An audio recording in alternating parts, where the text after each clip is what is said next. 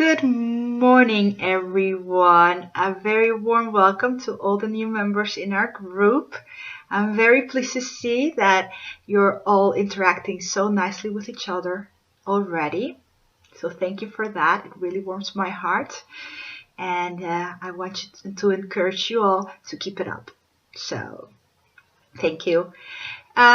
I have a very difficult talk, I think, today, and I'm going to be talking about mirrors. And it was actually a question from our lovely member Joan, who has a 15-year-old daughter, and I had answered a few questions on that a week back, I think. And it's a very challenging question, so I love that. Thank you, Joan. And I've been really thinking about how I'm going to explain that, because I think the question it's very complex, because we always hear things about like the mirror, it's projection, but what I think that the key is that it's about responsibility, taking full responsibility for our actions and our thoughts at any given moment. And you place responsibility for your own actions and thoughts, but you also kind of like shove it off about other people's thoughts and actions. So, in the case of Joan's daughter, the problem was that her daughter was struggling with a few friends in one group that were not very accepting of her innocence. So these girls were a little bit, they were a bit different, and they actually just wanted Joan's daughter to also be the same way, and were really judging her and rejecting her in the group because she wasn't participating in all the things that they were participating in.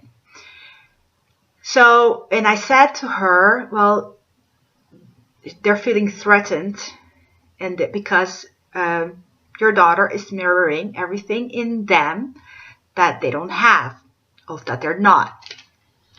And the thing with those mirrors is that it's not.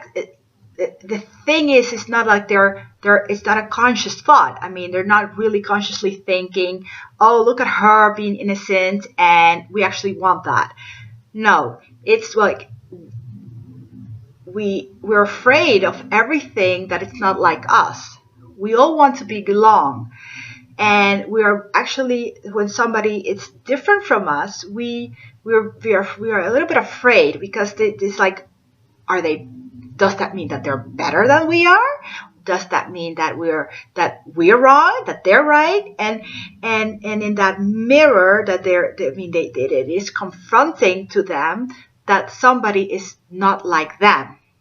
And because they're not like them, well, they act out. It's a threat. And so it's not like they're consciously thinking, oh, I want to be innocent as well. No. What they're feeling is it's a threat because there's someone who's not like us. And in this age,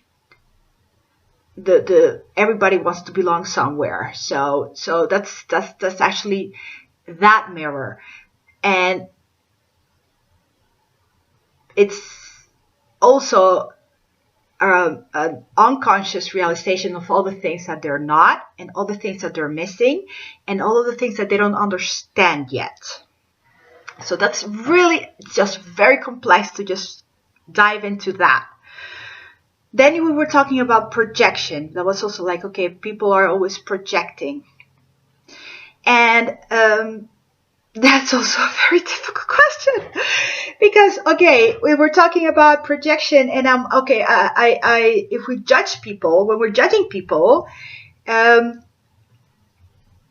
we're consciously thinking that something is wrong, and it's things are never. We can only be responsible for our actions. So when we're judging someone or something, it's never about them. It's always about us. Let's take an example. When I'm thinking about, okay, my sister-in-law, I love her like crazy. No doubt about it. But she's 30 years old and she doesn't have any idea what she's going to be doing with her life yet. She travels all the time. She has she moves around, and half of the time I'm like, oh God, just do something with your life, or oh my God, she's traveling again. So that's judgment, like I'm saying that there's something wrong with her doing this. But I'm actually a little bit jealous because I wish I could be traveling all the time, and I wish I could just move around and but I've chosen a different life, and she's actually wishing that she had my life, and sometimes I wish I had her life.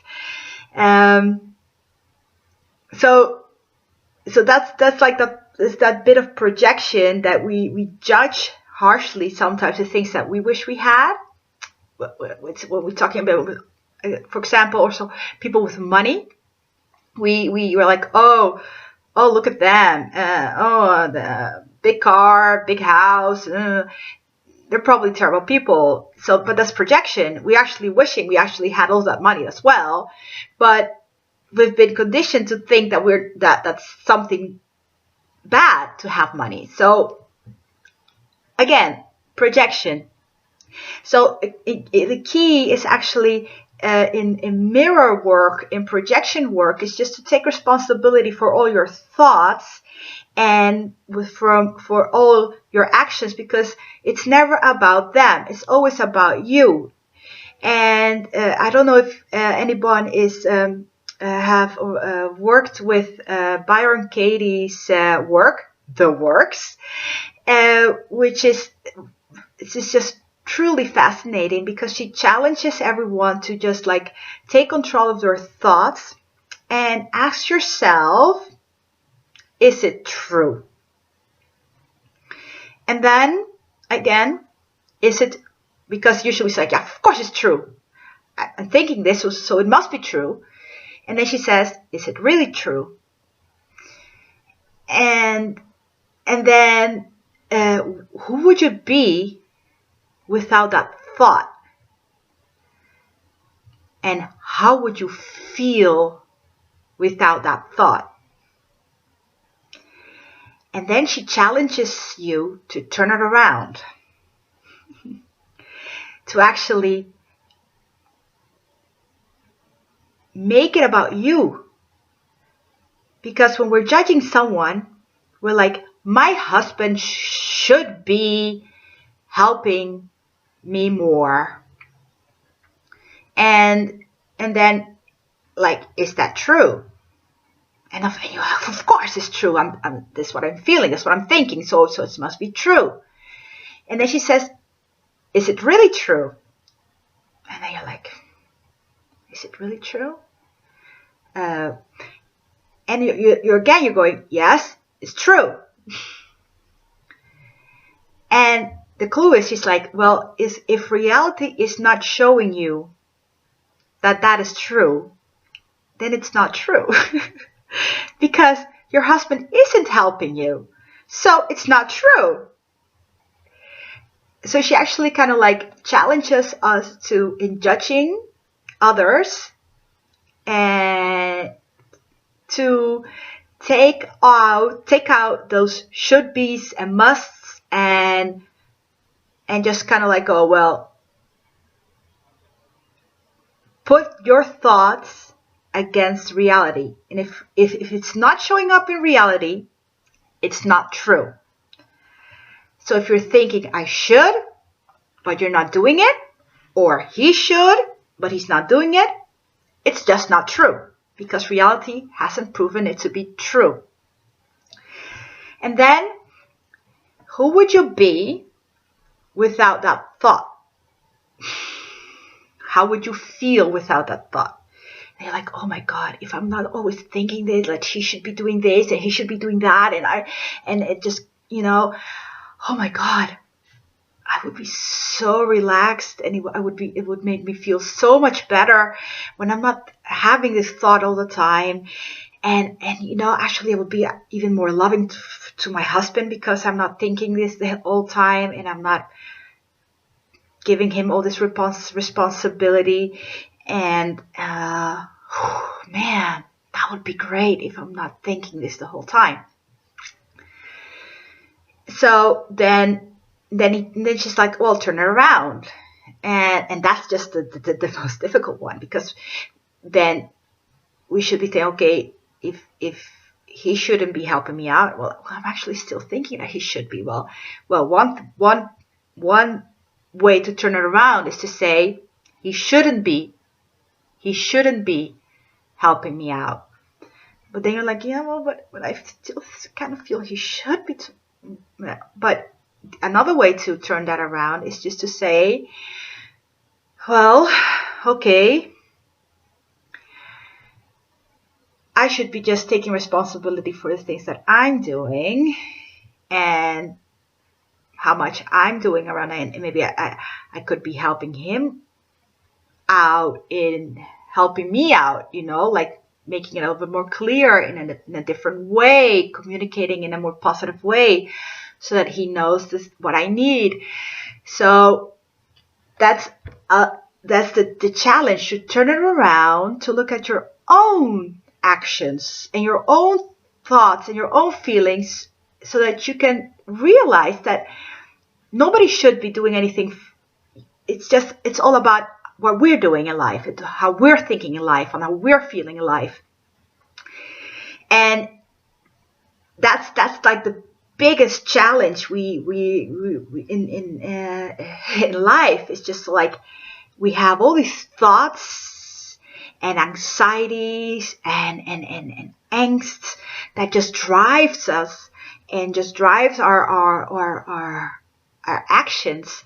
And we're not only judging others, but we're judging ourselves at the same time, all the time. We're actually very bad people to ourselves, and because of that, we judge others as well, because we're like, oh, look at them, but we're actually being really horrible also to ourselves at the same time.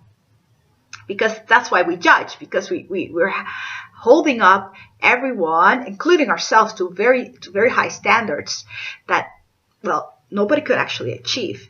So we're failing all the time, and that makes us really sad, and makes other people also very sad when they're being judged as well. So mirrors, projections, and then we go to our children, and there I talk also a lot about mirroring, and I always say our children mirror in us the things that we need to heal as well, and they challenge us to stay within our own values. So how does that work? Well, when our children, I work a lot with parents, of course, and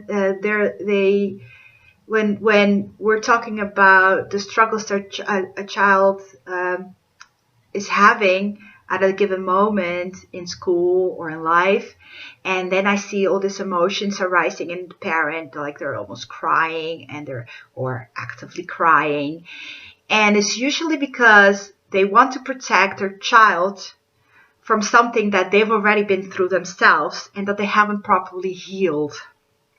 So I always have this feeling that especially the highly sensitive children and are just here to kind of like uncover for society all the things that society is not healing well, and uncover in us all the things that we haven't healed inside ourselves. So when we see that our child is hurting because he's not being seen, it's actually we're also hurting as well because we weren't seen, and we want to protect our child from that. When we see that our child he's not achieving the things that it's inside of him, and we're actually usually really in pain ourselves because we know that we haven't achieved the things that we wanted to achieve in our lives. So within our children, that's that mirror. Like, why does this hurt so much? Why am I in pain at this moment that my child is suffering? And then it's up to us to recognize that, to be aware of that, and to go inside and actually start healing that part of ourselves as well. And another part of mirroring with our children is that we always have the opportunity to do it differently. So when we see that our child is actively challenging us, it's for us to just look at that and just kind of like, okay, reflect back to ourselves. What is my choice at this given moment, and how am I going to act about it, and what am I going to do? But you do need that moment of reflection in your actions. And okay, what am I going to do? Am I going to scream back, or am I just going to really stop now and choose to do it differently right now? So that's the mirrors that our children give us and reflect back to us. So, Joan, a very long answer. I'm so sorry about that. I have no idea if I've been clear. I hope I have. It's a very difficult question. I tried. Please share your thoughts on that with me, all of you. If I wasn't clear about a piece, and if you would like some help with those questions on the works about Byron Katie, you can Google that. You can also go to YouTube, and she has a few good examples of that, how she does that, and how you can do that with your own thoughts. So I really encourage you to dive into the works, and but you can always just share with me on the group and ask your questions on the group, and I'll try to help you out as well. And Joan, let me know if that was clear for you. And if you have more questions, please don't hesitate to ask. I love a challenge. And I don't know if I did a good job at it, but I do love it. So please share, ask, inspire, and I'll see you tomorrow. Bye.